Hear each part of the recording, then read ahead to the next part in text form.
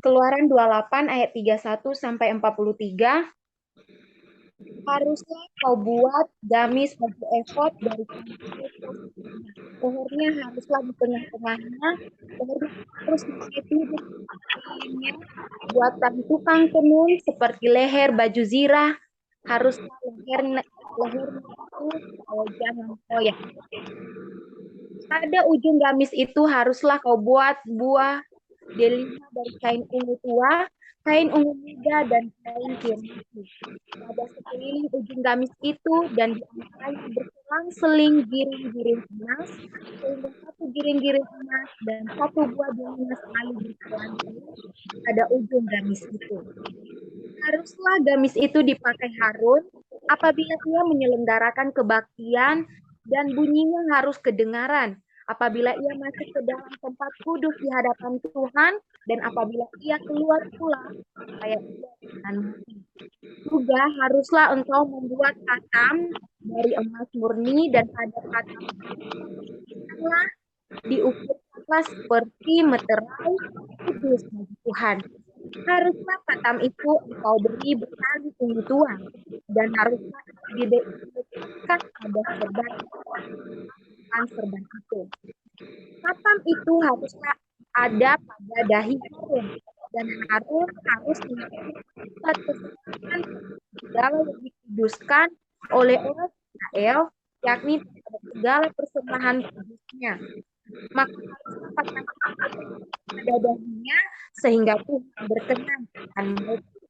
Haruslah engkau menenun kemeja dengan ada raginya dari lenan halus dan membuat serban dari lenan halus dan haruslah kau buat ikat pinggang dari tenunan yang berwarna-warna.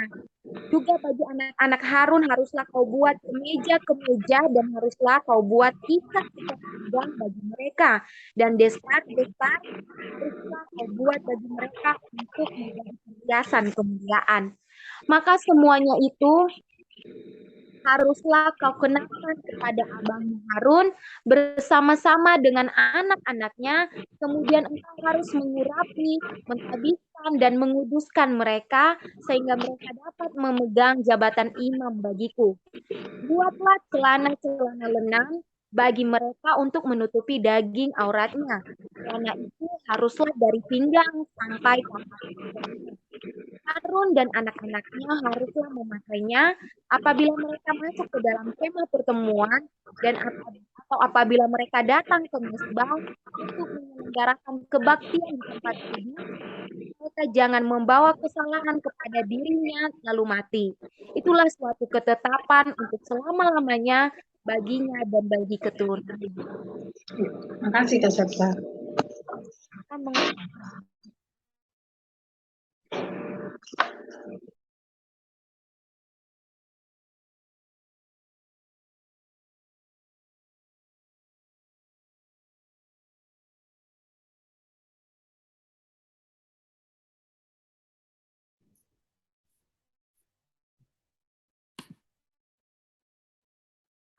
Puji Tuhan, selamat malam.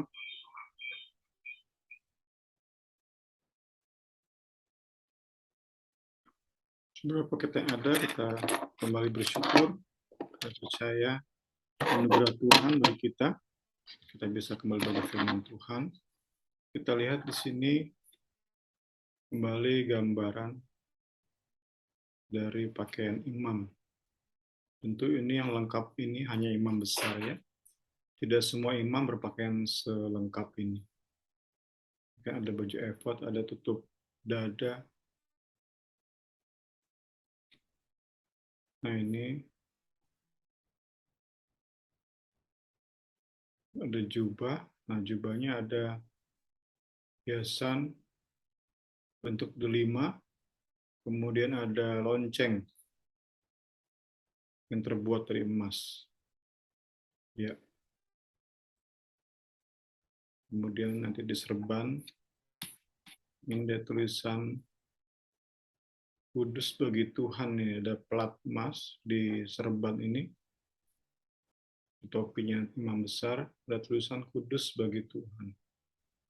Kemudian tentu kedalaman ini, baju putih ini dalaman, Kemudian yang tidak terkelihatan tentu celana pendek dari pinggang sampai ke paha. Ini lengkap seperti ini hanya imam besar. Kemudian imam anak-anak Harun itu hanya pakaian putih ini, jubah panjang ini, baju panjang, kemudian celana pendek, ikat pinggang, itu kayaknya. Serban pun mereka tidak pakai setahu saya. Saya baca-baca enggak pakai, cuman celana pendek, kemudian ini jubah panjang, ikat pinggang. Ya, cuman niat nanya juga tuh niat ya, pakai alas kaki nggak imam di kemah pertemuan? Ini di sini gambarnya sih tidak pakai alas kaki saat ke ruang suci dan ruang maha suci. Ya, ini gambarannya. Lalu kita masuk ke bahan kita.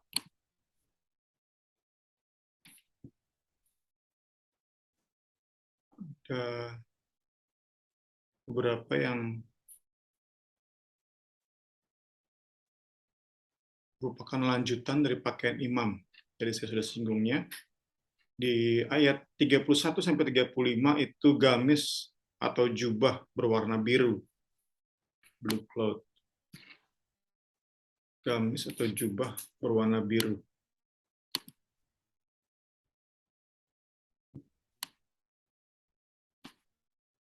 Dari ayat 31 sampai 35 dari Keluaran 28.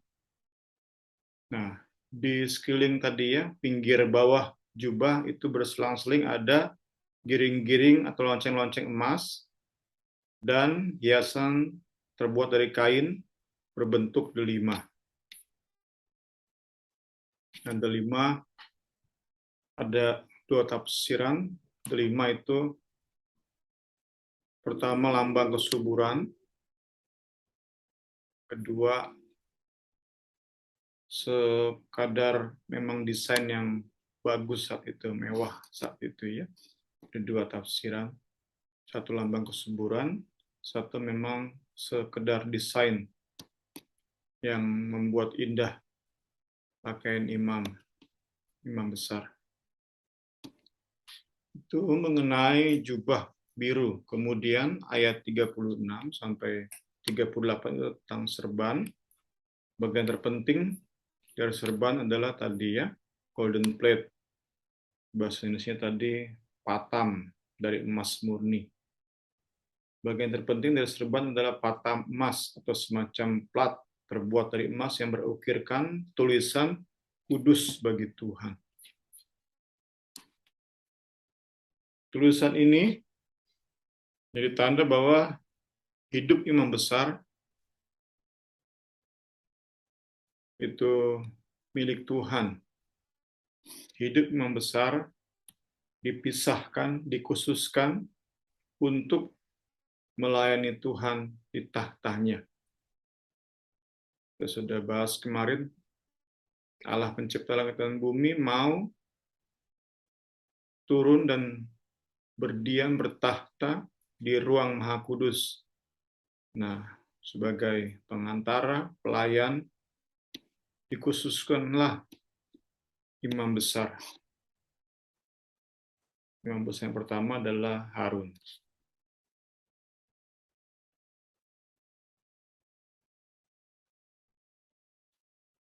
Kemudian di ayat 39 sampai 41 tadi kan udah jubah atau gamis, kemudian serban yang disertai dengan plat emas bertuliskan kudus bagi Tuhan. Kemudian ada kemeja, kalau bahasa Indonesia itu kemeja. Kalau di sini terjemahkan bahasa lainnya baju panjang, kalau terjemahan lainnya baju panjang. Ini ya, tadi yang bawah tadi ya. Nah, ini yang sampai bawah ini. Inilah yang dibilang kemeja ini. Ditafsirkan juga baju panjang yang berwarna putih ini ya.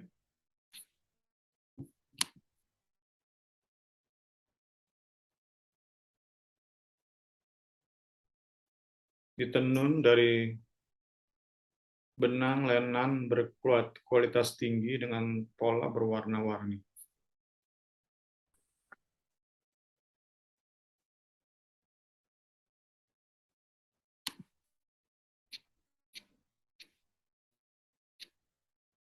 Kita ini lagi nih, saya coba dalamin lagi warna-warni, tapi bukan yang putih berarti ya. Kita salah gambar ini. Ya, nanti kita bahas lagi. Ya, yang digunakan oleh imam lain selain imam besar tadi kan sudah kita bahas. Long sleeve garment sampai ke tanah itu tunik ya.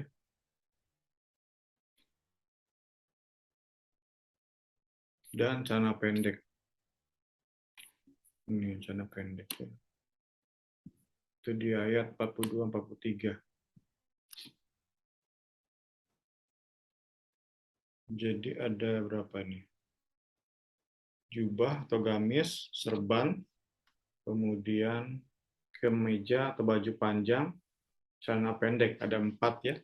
Sisa dari pakaian imam yang dibahas di bab ini ya. Di bab 78 ini. Ya. Hanya imam besar yang mengenakan semua perangkat ya. Sedangkan anak-anak Harun, para imam, mengenakan tunik tadi, pakaian panjang, kemudian celana pendek dari pinggang sampai paha, dan ikat pinggang. Oke, lanjut. Kita belajar terus ya. Memang kalau kita yang sering dengar Chris Dion ya, PBI Gibeon, saat belajar seperti ini memang membosankan ya. Baru nanti saat masuk ke aplikasi itu sedikit lebih enak bagi kita ya. Tapi itu pun ya jarang yang bersemangat belajar, itu memang jarang. Jangan kaget dimanapun seperti itu ya. Apalagi sekali lagi udah belajar seperti ini ya, keluaran terus hanya tentang pakaian imam, perlengkapan imam, itu memang membosankan. Cuman perlu kita dalami supaya sama-sama saat kita cerminkan kepada Kristus, penggenapannya di dalam Kristus, nah itu kita bisa terpesona ya. Ya tentu saat kita mendalami di sini dulu. Kalau di sini nggak didalami ya saat kita bilang digenapi dalam Kristus ya biasa-biasa saja. Puji Tuhan, puji Tuhan. Ya, tulisan danger karena memang ada 2 kali ya, di 2 ayat ada ancaman kematian. Ya. Lihat dulu bahwa pelayanan imam, terlebih imam besar dalam perjanjian lama itu bersifat pertama sangat penting. Kedua, sangat berbahaya. Ya. Jadi selain pertama sangat penting, kedua sangat berbahaya. Tanda pertama, mengapa sangat penting? Mengapa begitu penting? Karena pelayanan imam besar itu berpengaruh kepada seluruh bangsa. Seluruh bangsa. Bukan hanya satu rumah tangga, bukan hanya satu desa, tetapi seluruh bangsa, 12 suku Israel, bisa kita katakan hidup mereka tergantung pada pelayanan imam besar.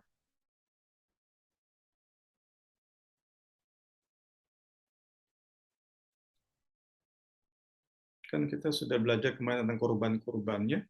Saat bangsa Israel membawa misalnya kurban penghapus dosa, mereka sudah persembahkan sesuai dengan petunjuk Tuhan, binatang apa, tanpa celah, tanpa cacat, dibawa kepada imam. Tapi terus kemudian si imam tidak menjalankan tugasnya dengan benar. Nah, apa yang umat bawa tidak diterima oleh Tuhan.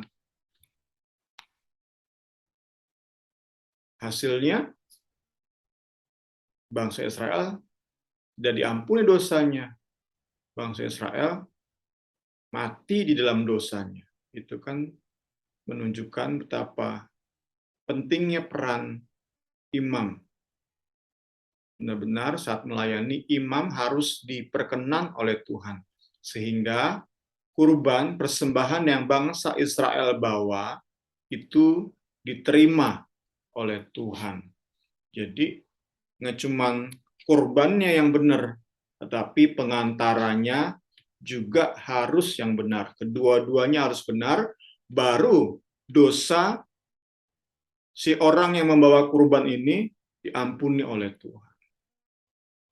Jadi bukan, sekali lagi, bukan hanya kurbannya saja yang bangsa Israel bawa, yang seseorang bawa, satu keluarga bawa, tetapi si pengantara, si imam besar yang masuk ke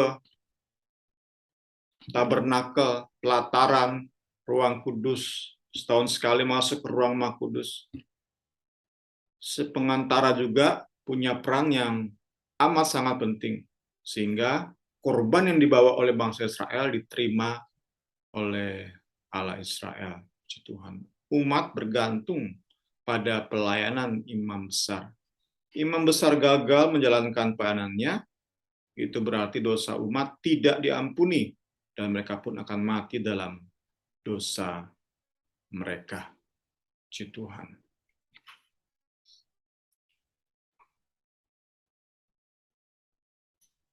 Bisa kita bayangkan bangsa ini mungkin bisa saja bekerja keras, hasil tanah bisa diusahakan bagaimana supaya panennya berlimpah-limpah, sedapat mungkin mereka secara jasmani diberkati. Namun, saat imam besar tidak menjalankan tugasnya, berarti bangsa Israel tidak hidup dalam perkenanan Tuhan. What for gitu ya? Buat apa semua berkat-berkat jasmani yang mereka miliki? Itu kita belajar malam hari ini ya, puji Tuhan. Sehingga kita bisa mengerti benar bahwa dalam Perjanjian Lama, peran imam besar itu amat sangat penting, menentukan nasib sebuah bangsa yang begitu besar. Puji Tuhan. Tentu ini digenapi dalam Kristus ya. Dalam Kristus digenapi. Jadi dalam Perjanjian Baru tentu tidak ada sosok imam besar seperti sosok imam besar dalam PL. Itu harus kita pahami sama-sama ya. Tidak ada lagi yang namanya pendeta itu sebagai pengantara, udah nggak ada ya. Saat pendeta masih merasa sebagai pengantara, dia sudah merasa seperti Kristus ya.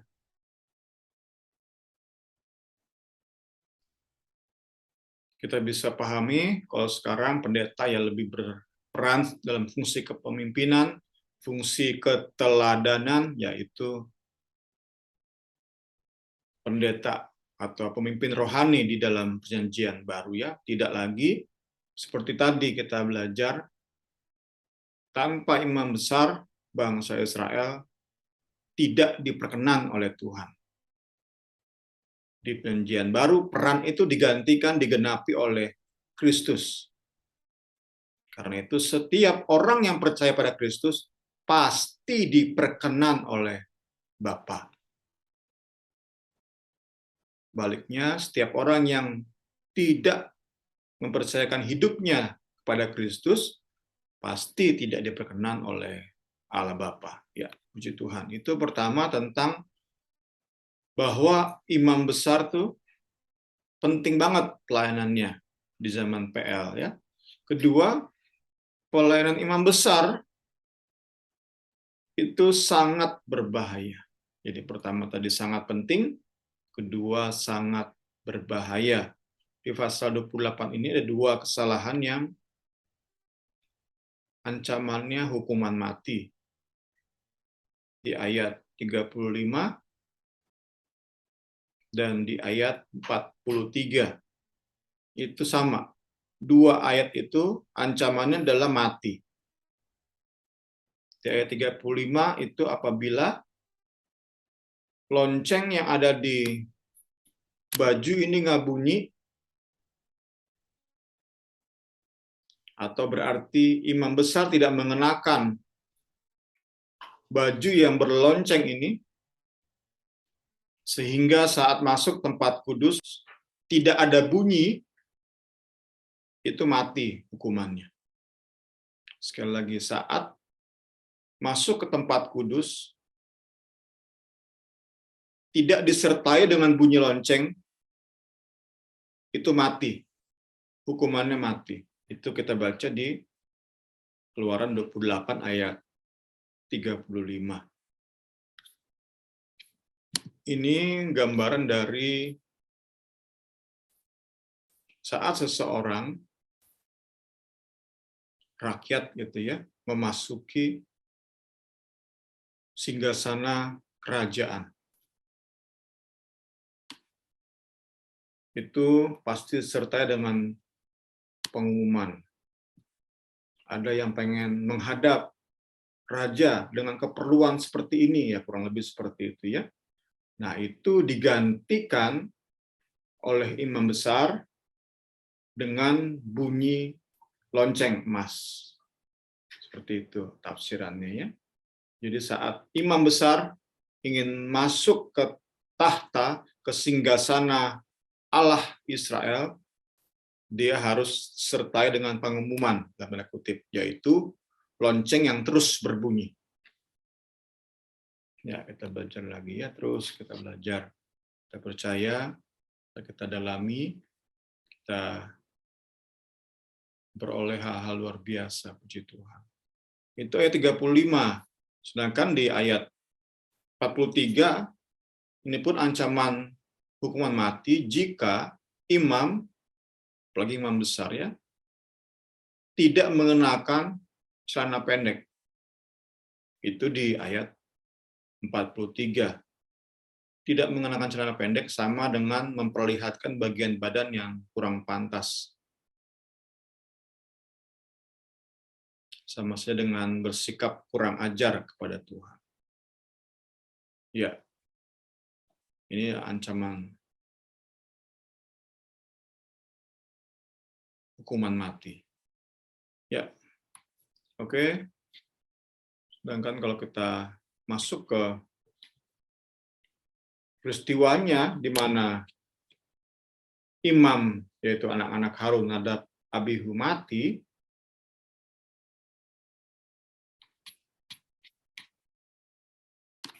ini pun pasti ada kesalahan yang tragis, yang fatal ya. Dijelaskan di Imamat 10, kesalahan dua orang ini bukan tadi ya yang kita bahas. Bukan nggak pakai lonceng, kan imam besar doang ya. Sedangkan dua orang ini bukan imam besar. Kemudian mereka pun tampaknya mengenakan pakaian atau celana pendek. Jadi kesalahan mereka bukan di dua poin ini ya. Tapi dikatakan bahwa mereka mempersembahkan api asing. Nah, ini banyak sekali tafsirannya. Ada yang menafsirkan Nadab dan Abihu saat itu dalam posisi mabuk. Karena menjadi aturan dari Allah sendiri ya. Ada bagian kurban, dagingnya itu dimakan para imam. Nah, ditafsirkan saat memakan daging yang merupakan kurban dari umat, dari bangsa Israel, dua orang ini sambil minum anggur. Sehingga dalam posisi fly, mabuk, mereka tidak mempersembahkan api yang benar, api yang diperkenan oleh Tuhan. Itu tafsiran pertama. Ada tafsiran kedua, ada Abihu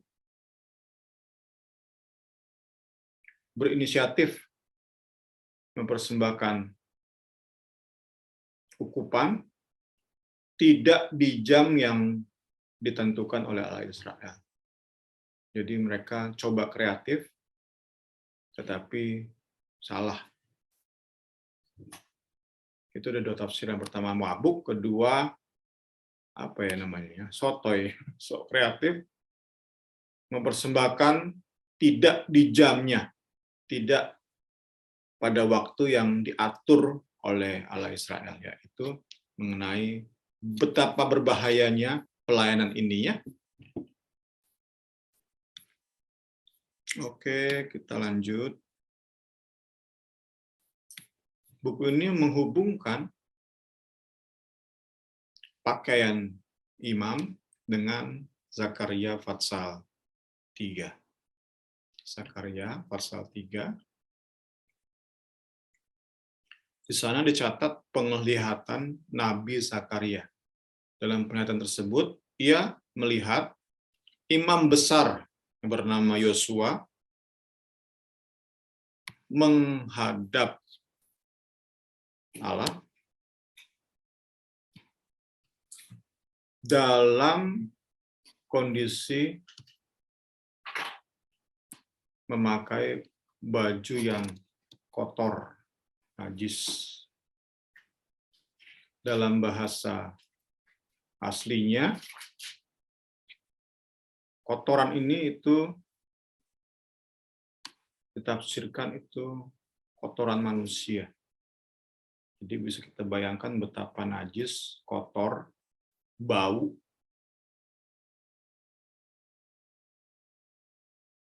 Berani menghadap Allah yang Maha Kudus. Tentu hanya satu hukumannya, mati.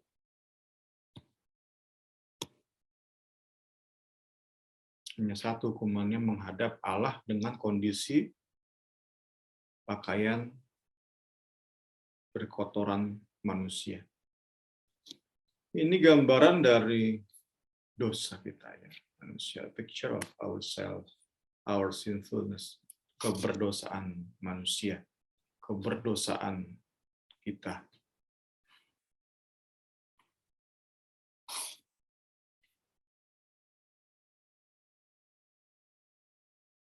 Pakaian yang berkotoran manusia itu juga menjadi gambaran saat kebaikan manusia disandingkan dengan kekudusan Allah.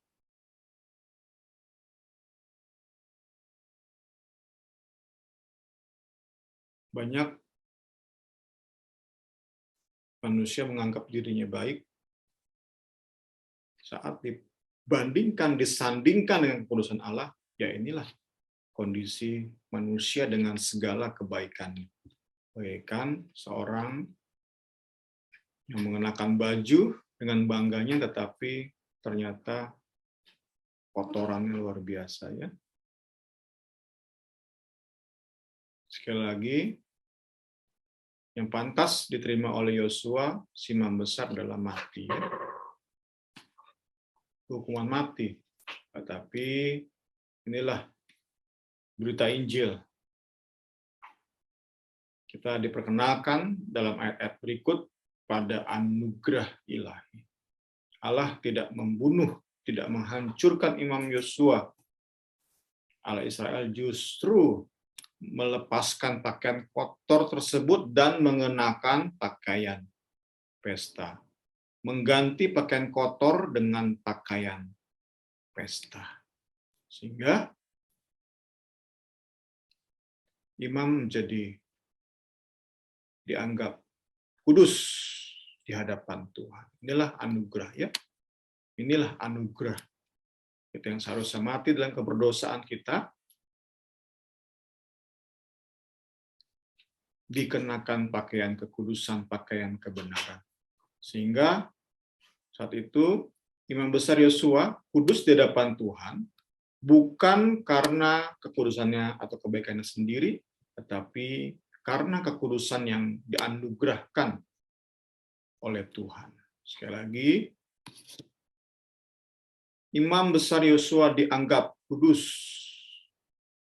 dilihat kudus oleh Allah Israel, bukan karena kebenarannya, bukan karena kekudusan yang ia lakukan, tetapi karena kekudusan yang dianugerahkan Tuhan kepadanya.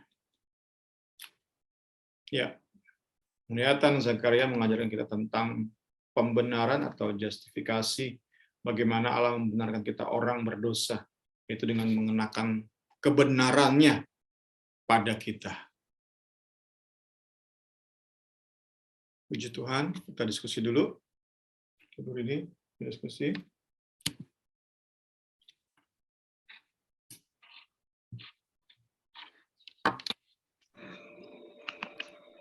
Ya, selamat malam teman-teman. Kalau ada yang mau ditanyakan, boleh. Ini masih membahas tentang pakaian imam ya. Tentang apa tuh tadi?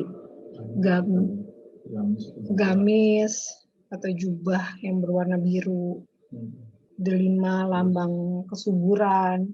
Terus ada juga tafsiran yang bilang sekedar desain yang jadi indah. Gitu.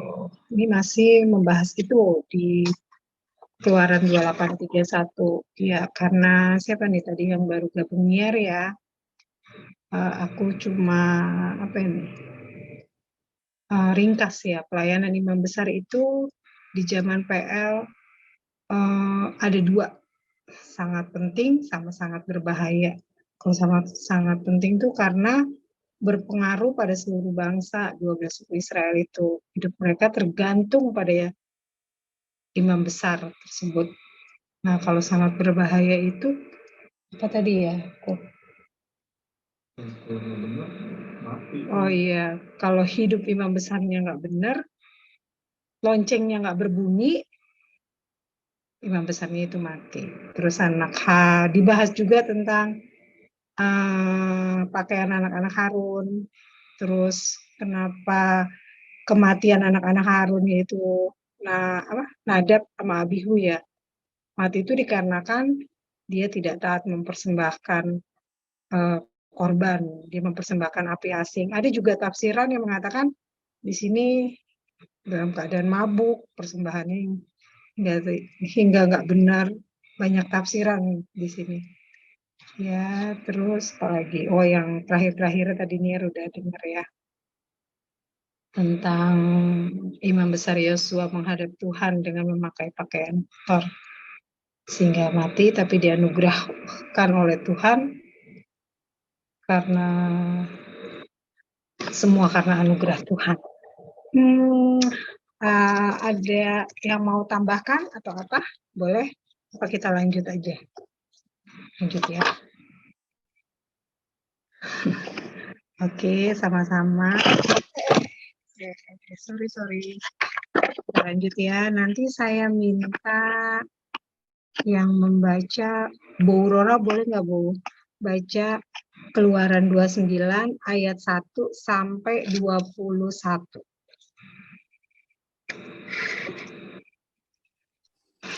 Arerin. Oke, siap. Soalnya nih baru ada tamu, jadi kita habis ini. Keluaran 29 ayat 1 sampai 21. Ya, demikian firman Tuhan. Mengenai pentabisan Harun dan anak-anaknya. Inilah yang harus kau lakukan kepada mereka untuk menguduskan mereka, supaya mereka memegang jabatan imam bagiku. Ambillah seekor lembu jantan muda dan 2 ekor domba jantan yang tidak bercela, roti yang tidak beragi dan roti bundar yang tidak beragi, yang diolah dengan minyak, dan roti tipis yang tidak beragi, yang diolesi dengan minyak. Dari tepung gandum yang terbaik haruslah kau buat semuanya itu. Kau taruhlah semuanya dalam sebuah bakul dan kau persembahkanlah semuanya dalam bakul itu. Demikian juga lembu jantan dan kedua domba jantan itu. Lalu kau suruhlah Harun dan anak-anaknya datang ke pintu kemah pertemuan dan haruslah engkau membasuh mereka dengan air. Kemudian kau ambillah pakaian itu, lalu kau kenakanlah kepada Harun kemeja, gamis baju efod dan baju efod serta tutup dada. Kau kebatkanlah sabuk baju efod kepadanya. Kau taruhlah serban di kepalanya dan jamang yang kudus kau bubuh pada serban itu. Sesudah itu kau ambillah minyak urapan dan kau tuang ke atas kepalanya dan kau urapilah dia. Kau suruhlah anak-anaknya mendekat dan kau kenakanlah kemeja-kemeja itu kepada mereka. Kau ikatkanlah ikat pinggang kepada mereka, kepada Harun dan anak-anaknya, dan kau lilitkanlah destar itu kepada kepala mereka, maka mereka lah yang akan memegang jabatan imam. Itulah suatu ketetapan untuk selama-lamanya. Demikianlah engkau harus mentabiskan Harun dan anak-anaknya. Kemudian haruslah kau bawa lembu jantan itu ke depan kemah pertemuan, lalu haruslah Harun dan anak-anaknya meletakkan tangannya ke atas kepala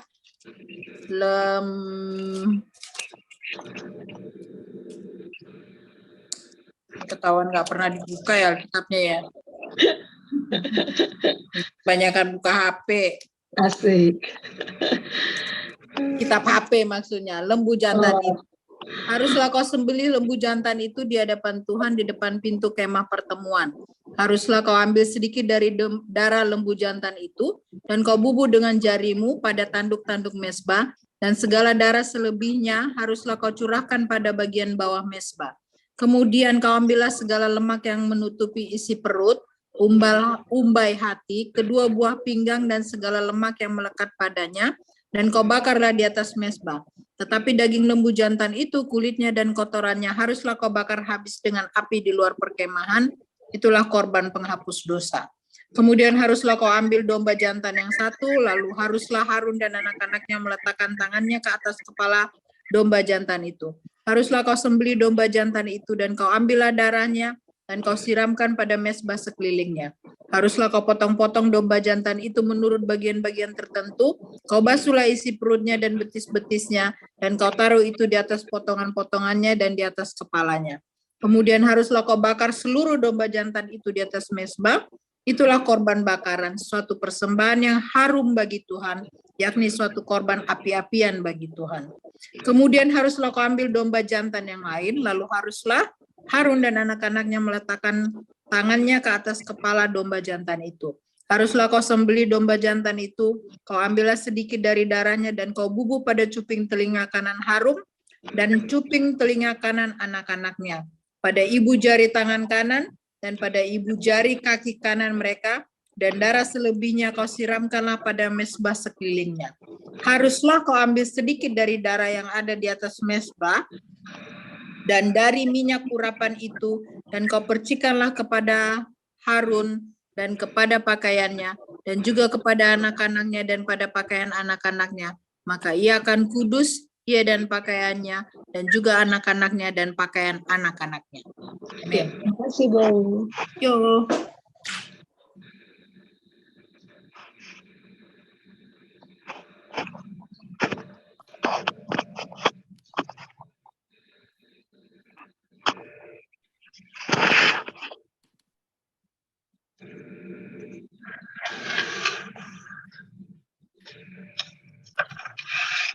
Ya, ini kurang lebih gambarannya ya. Dari gambaran seperti bukan hanya baju panjang, celana pendek, dan ikat pinggang, tetapi juga ada serban dikenakan oleh anak-anak dari Harun.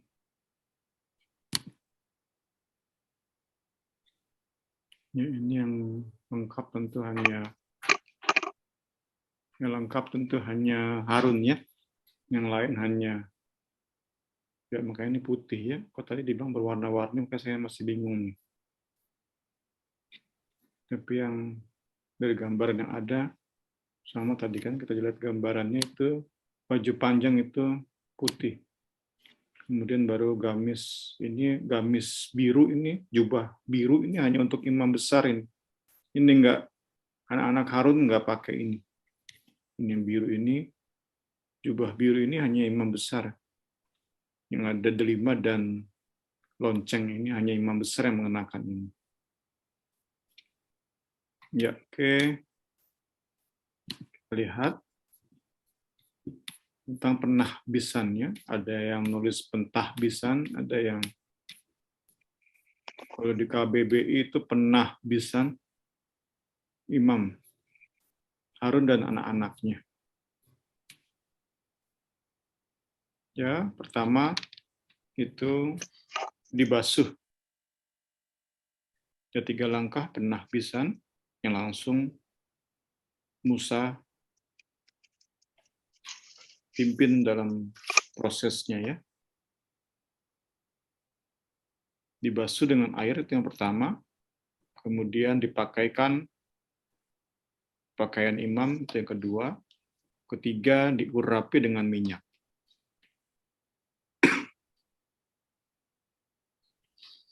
Ya, dibasuh, dipakaikan pakaian imam, diurapi. Ini membuat ya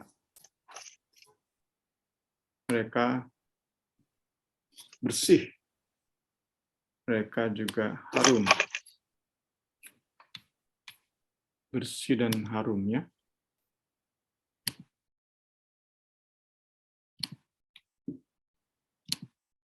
Nah, namun buku ini jelaskan ada gap perbedaan yang jauh saat belum ada korbannya. Jadi meskipun udah dimandiin, dipakaikan pakaian yang indah, kemudian diurapi dengan minyak, namun belum ada yang dikorbankan, itu ada gap antara penampilan antara yang bersifat lahiriah, bersifat eksternal dengan yang rohania dan bersifat internal. Karena itu, untuk menyeberangi atau menyambung gap ini, perlu kurban. Ada 3 macam kurban. Sehingga penampilannya keren, wangi, dan dalamnya pun Tuhan anggap kudus. Terus kita belajar ya, nggak ada manusia yang sempurna kan, jadi kita percaya pun Harun tidak sempurna. Tetapi saat ikuti aturan, dia dianggap kudus, dinilai kudus, dinilai pantas mewakili satu bangsa yang begitu besar. Ya, ada 3 kurban. Pertama, itu di ayat 10-14 itu namanya kurban penghapus dosa. Secara cepatnya, seekor lembu jantan dikorbankan di pelataran, seperti biasa di mezbah ya. Kemudian darahnya dibubuhkan pada keempat tanduk mezbah. Kita udah belajar kemarin kan, ada 4 tanduk mezbah. Sebelum disembeli, Harun dan anak-anaknya meletakkan tangan mereka ke atas kepala lembu jantan. Ini menjadi simbol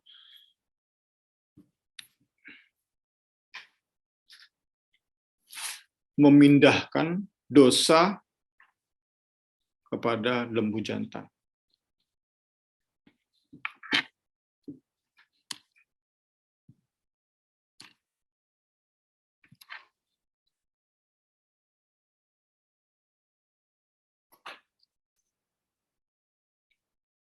Proses ini mengajarkan kepada Harun dan anak-anaknya bahwa seharusnya mereka lah yang mati, namun posisi mereka digantikan oleh lembu jantan. Seharusnya yang mati itu mereka, dalam keberdosaan mereka, namun karena dosanya sudah dipindahkan lewat tadi menumpangkan tangan, maka mereka tetap hidup, si binatang yang berdosa tadi mati. Seperti itu gambarannya ya. Di korban ini lemah lagi. Salah ini. Lemak. Hanya lemak yang dibakar. Sedangkan sisanya termasuk dagingnya itu dibawa keluar dari perkemahan, kemudian dibakar di luar perkemahan. Kita pun kemarin sudah sempat bahas ya, yang kita bikin renungan di Ibrani. Itu yang pertama, korban penghapus dosa. Kedua adalah korban bakaran, itu domba jantan. Sama, Harun, anak-anaknya, taruh tangan di atas kepala domba. Perbedaannya adalah setelah disembelih, seluruh binatang domba jantan ini dibakar habis di atas mezbah. Kalau tadi kan hanya lemaknya, kalau ini seluruh seekor seutuhnya dibakar habis. Karena itu kalau tadi penghapus dosa, maka ini adalah simbol dari mempersembahkan seluruh hidup kepada Tuhan.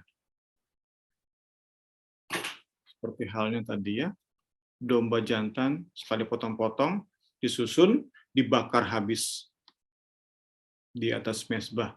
Itu gambaran dari hidup yang total dipersembahkan kepada Tuhan. Total dedication ya.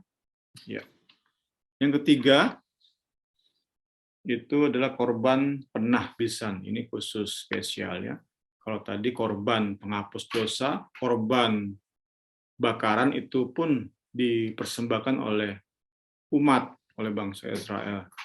Namun yang nomor 3 ini spesial, dinamakan korban penahbisan. Fungsi utamanya adalah menguduskan para imam untuk menjalankan pelayanan mereka.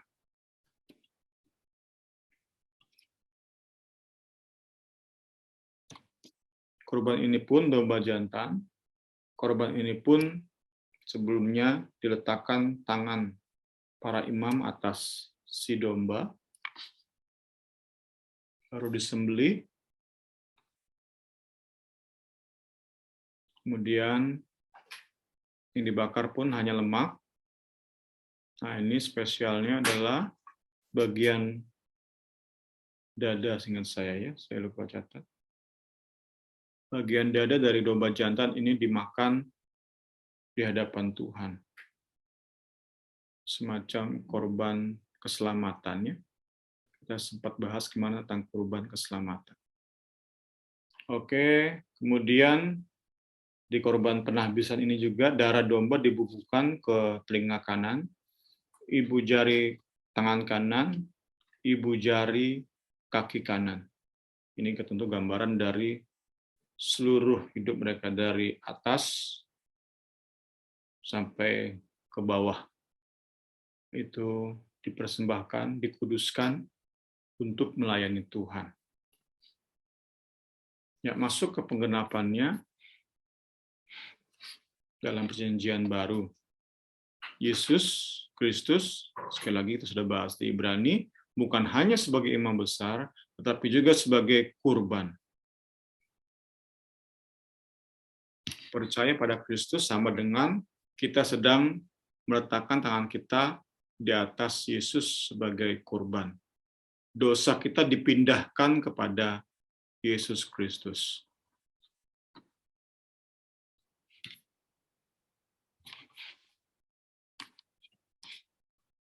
Kita meletakkan tangan dengan iman ke atas Kristus. Dia menjadi our substitute, ya. Seharusnya kita yang dihukum mati, tetapi digantikan oleh Kristus yang dijatuhi hukuman mati sehingga kita bisa hidup. Puji Tuhan. Puji Tuhan. Tadi sudah disinggung, Dia, Kristus, Tuhan kita, Juru Selamat kita, bukan hanya kurban, bukan hanya imam besar, tapi dua-duanya. Dia imam besar, dia pun kurban. Jadi sudah kita lihat, dia sebagai kurban, yang kedua adalah dia sebagai imam besar. Dia juga dibasuh itu dalam pembaptisannya oleh Yohanes Pembaptis saat dia memulai pelayanan ministry atau public ministry-nya, pelayanan publiknya. Tadi kita sudah bahas kan, imam itu dibasuh dengan air, dipakaikan pakaian, diurapi dengan minyak.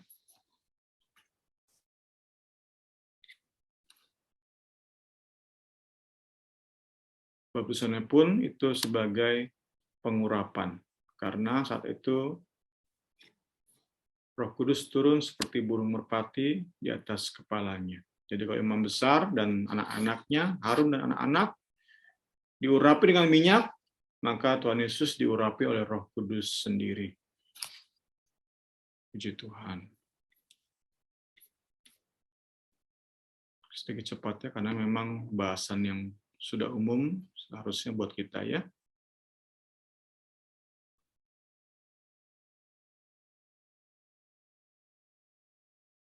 Penabisan imam juga digenapi dalam hidup kita sebagai pengikut Kristus.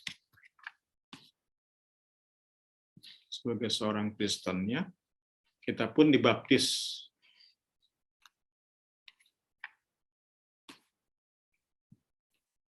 Tapi tentu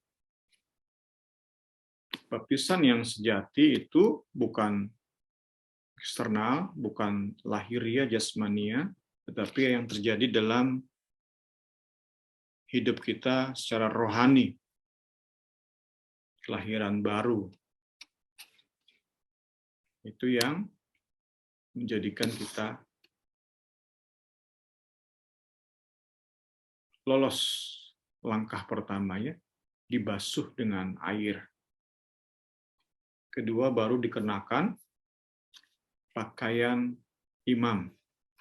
Kita dikenakan kepada hidup kita pakaian kebenaran. Sekali lagi, bukan kebenaran kita, tapi kebenaran Kristus. Puji Tuhan. Puji Tuhan. Terakhir, dibasuh dengan air, dikenakan pakaian imam. Ketiga adalah diurapi. Itu kita pun menjalaninya. Kita pun diurapi untuk menjalankan pelayanan kita kepada Allah Bapa. Puji Tuhan, puji Tuhan. Setelah tiga ini baru masuk yang namanya persembahan. Kembali tadi ke Yesus sebagai kurban. Jadi baik imam besar, baik kurban, dua-duanya digenapi dalam Kristus. Jika tadi kita belajar imam besar, Harun dan anak-anaknya, kurban dan kurban, lembu jantan dan domba jantan. Tetapi di dalam Kristus, dua hal ini digenapi dalam satu pribadi. Satu karya keselamatan. Puji Tuhan. Puji Tuhan. Oke, bagian akhir. Kita diingatkan bahwa kita semua adalah, setiap orang yang sudah tadi lahir baru, mengenakan Kristus sebagai pakaian kebenaran, dan diurapi oleh Roh Kudus, kemudian menjalani ritual kurban Kalvari, maka kita semua adalah imamat rajani bangsa yang kudus.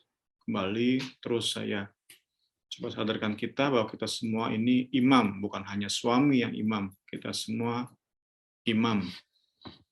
Suami itu kepala. Imam kepala ya suami itu ya. Tetapi baik suami, istri, anak-anak adalah imam. Kita punya tugas untuk melayani Tuhan. Puji Tuhan. Sesuai dengan panggilan kita masing-masing, kita punya tugas untuk melayani Allah yang hidup. Sebagai imam dari Allah yang hidup, kita memiliki tanggung jawab kudus untuk melayani Tuhan. Puji Tuhan. Ya, terakhir, menyinggung sedikit bahasan tentang kurban atau korbannya. Yang saya sudah share tadi, kurang lebih jam berapa? Jam 6 ya. Yesus itu kurban atau korban. Yesus itu sacrifice, itu diterjemahkan kurban atau korban, victim.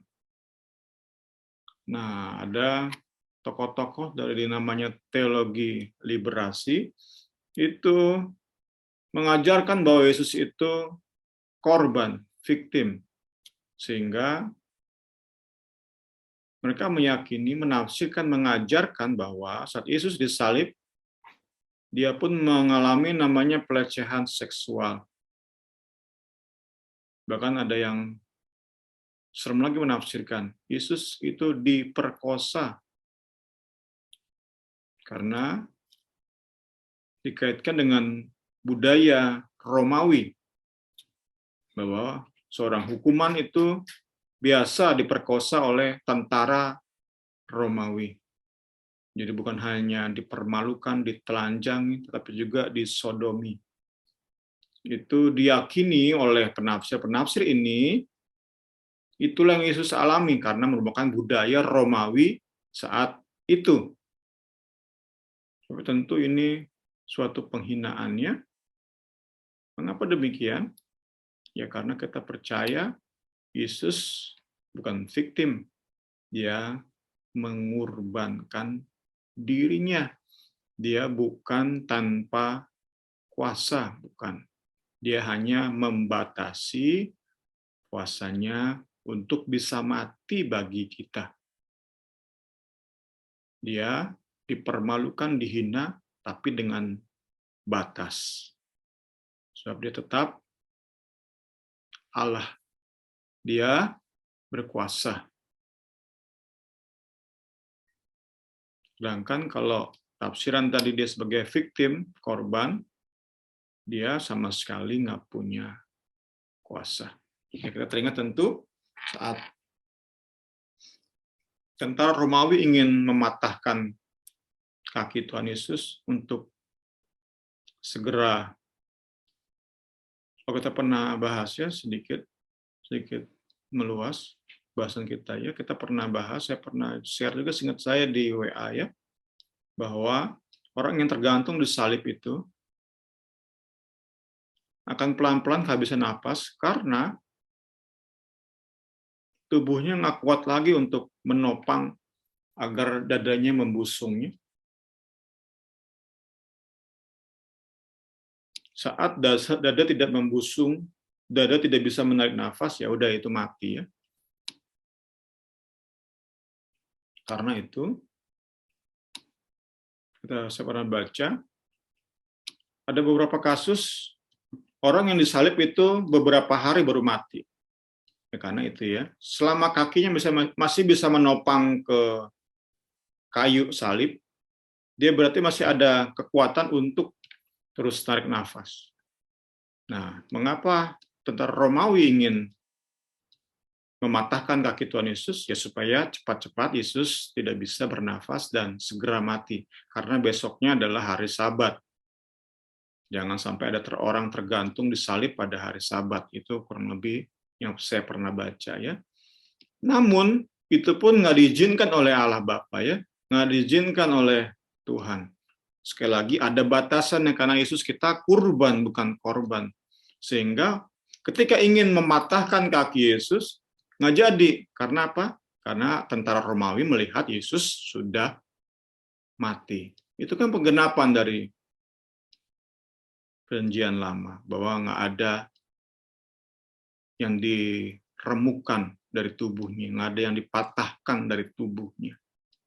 Jadi semua itu ada penggenapannya, apa yang sudah dinubuatkan. Jadi mustahil terlalu liar menafsirkan Yesus itu jadi korban pelecehan seksual, apalagi udah masuk ke dibilang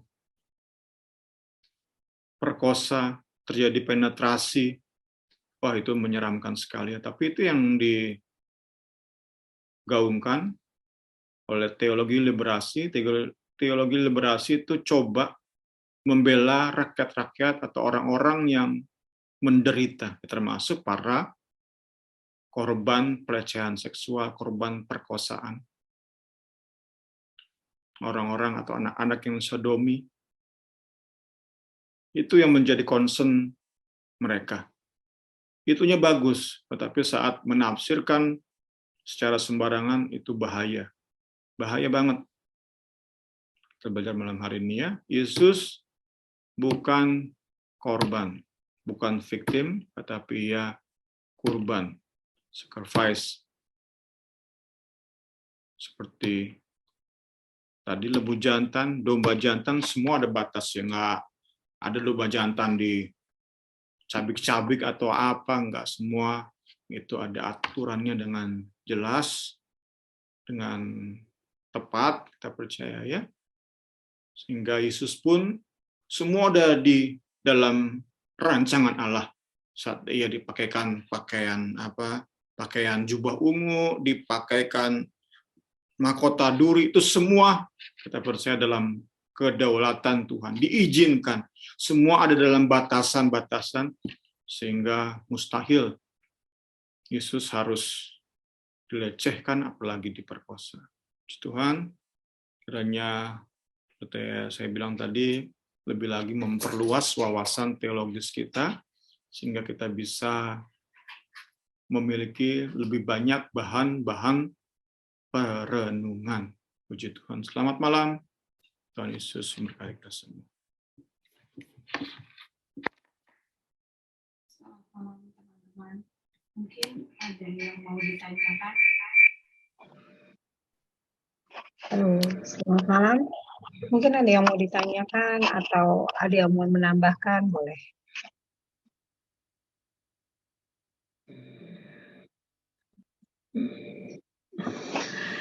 Kalau enggak, karena sudah malam, kita akan tutup Bible study kita ya.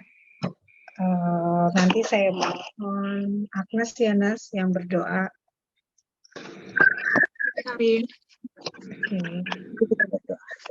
Tuhan Yesus, kami mengucap syukur ya Tuhan untuk malam hari ini. Kembali kami belajar ya Tuhan Yesus tentang pakaian imam ya Bapa. Kami mengagumi ya Tuhan Yesus. Kami bersyukur ya Tuhan. Kami berterima kasih ya Tuhan Yesus. Kami memiliki imam besar yang sempurna ya Tuhan Yesus. Yang sudah menebus kami ya Tuhan Yesus dengan darah yang mahal ya Bapa.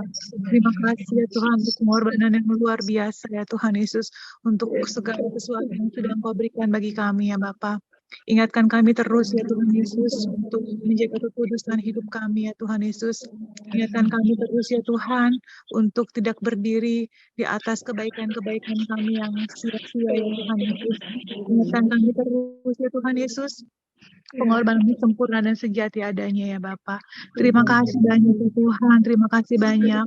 Tolong kami Tuhan Yesus untuk tetap menjaga kekudusan hidup kami di tengah-tengah dunia yang semakin hari semakin jahat. Tolong kami ya Tuhan Yesus untuk bisa mengerti firman-Mu lebih lagi ya Tuhan. Bahkan tolong kami ya Tuhan untuk bisa melakukan dalam kehidupan kami sehari-hari ya Tuhan Yesus. Terus taruh kerinduan di dalam hati kami ya Tuhan, setiap umat-Mu ya Bapa, untuk lebih mengenal pribadi-Mu lebih lagi dalam hidup kami ya Tuhan. Agar sungguh pribadi-Mu ya Tuhan mengubahkan seluruh kehidupan kami ya Bapa, bahkan memberikan dampak ya Tuhan bagi orang-orang di sekeliling kami ya Bapa. Berkati Bung Temi dan Karini ya Tuhan yang sudah memimpin kami pada malam hari ini. Tambah-tambahkan hikmat yang daripada-Mu saja Tuhan Yesus, pengertian roh hikmat yang daripada-Mu untuk mengungkapkan lebih lagi kebenaran rahasia firman-Mu ya Bapa. berdoa ya Tuhan untuk teman-teman kami yang lain yang mungkin dalam kesibukannya ya Tuhan Yesus. Tuhan juga tolong mereka ya Bapa agar di waktu-waktu selanjutnya Tuhan kami semua boleh bersama-sama belajar tentang Engkau ya Bapa. Terpuji-pujilah kami yang hidup ya Tuhan. Kami percaya kami semua malam hari ini sudah mendapatkan berkat yang daripada-Mu. Terima kasih ya Tuhan, kembalikan kami minggu depan atau di hari-hari ibadah ya Tuhan yang sudah ditentukan ya Bapa. Di dalam nama Tuhan Yesus Kristus kami sudah berdoa dan mengucap syukur. Haleluya. Amin. Makasih Agnes.